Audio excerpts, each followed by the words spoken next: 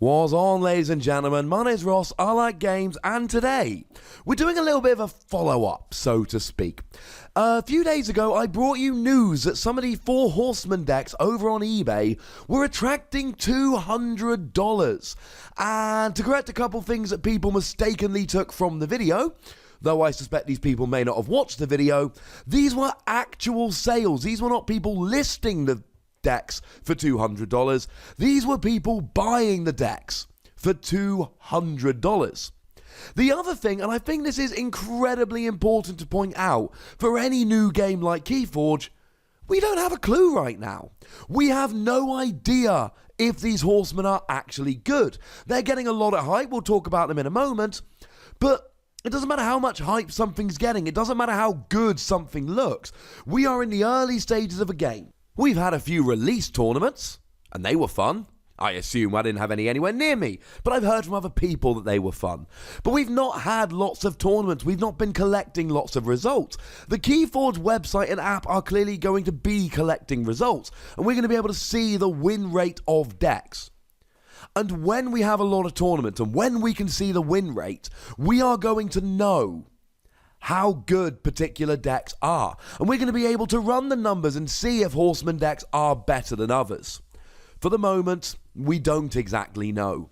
No one has a clue. So when I say the horseman decks are good, I'm not saying that they've been proven to be good. I am saying that people are thinking they're good. One more time, we have no idea. It's an incredibly new game. We'll have to wait and see. Now, in my previous video, there was one mistake I made, and though I did correct it on the screen, I wasn't quite clear enough, I don't think. So let me be clear now. Horsemen of Pestilence is a rare card, and anecdotally, rare cards turn up in about 3% of decks. That is, each rare will be in approximately 3% of decks.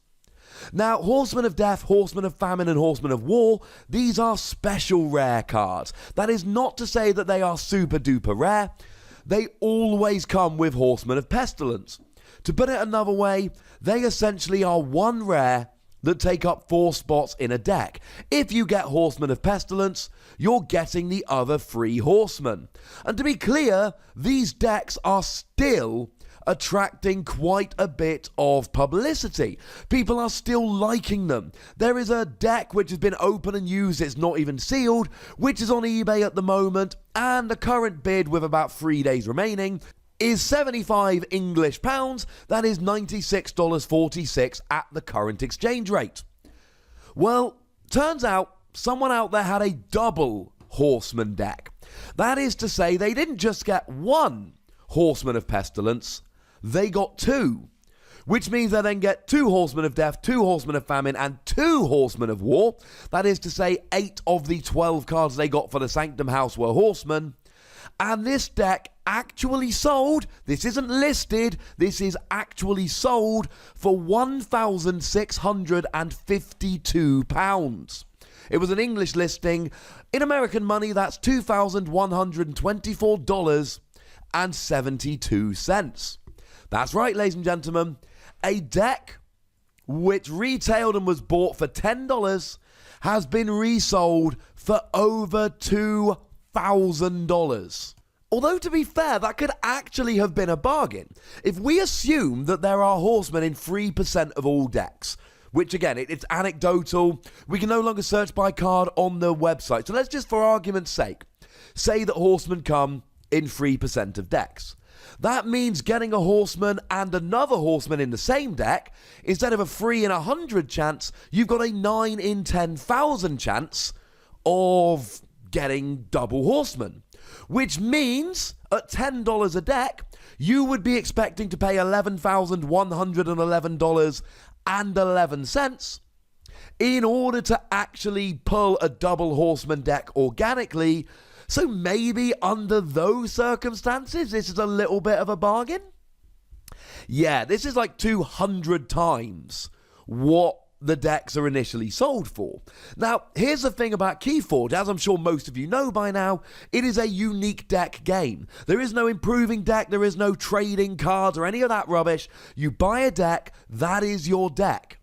So actually, if double horseman deck are just that much better than other decks, and they give you a significant competitive advantage, this might be worth it. Now also, you could argue that if you got to spend $2,000 and then you get a huge advantage and you beat everybody, that kind of ruins the game. I could see that argument as well. But the reality is, if this is just a really good deck and it gives you a competitive advantage, maybe it's worth buying it. Because maybe you could spend over the course of a year or two, $2,000 buying 200 different decks and never getting one that is as good as this. Here's the thing though, and here's why it seems like crazy money at this stage. We have no idea whether or not Double Horseman is actually good or not. The game is too new. We don't have tournament results. We can't compare them. And it may well be that there are some decks out there with just 3 or 4 of really good commons with a really good house combination that is just plain better. So if we remind ourselves quickly what the horsemen actually do, they do seem to work very well in concert with each other. You've got Horsemen of Death, whereby when you play it, each horseman creature from your discard pile goes back to your hand, and then of course you can just play them all back down again. And if you're in a deck with 2 sets of horsemen, this just becomes magnified as to how great it is. Now in theory this isn't getting 3 horsemen back, it's getting 7 horsemen back, which is absurd. You can get back both your horsemen of famine, both your horsemen of pestilence, both your horsemen of war, and your other horsemen of death. And then you can just kind of sit and chill, and if they leave the board again, you've already got your second horseman of death in hand, ready to go. I mean, if you're able to archive it, so you can kind of get it out of your hand so it's not taking up a space, but grab it back when you need it. Holy moly! That is even better. So I do think that there is a lot more merit to double horseman than single horseman. Now, horseman of famine, when you play it, or you fight, or you reap, you destroy the least powerful creature.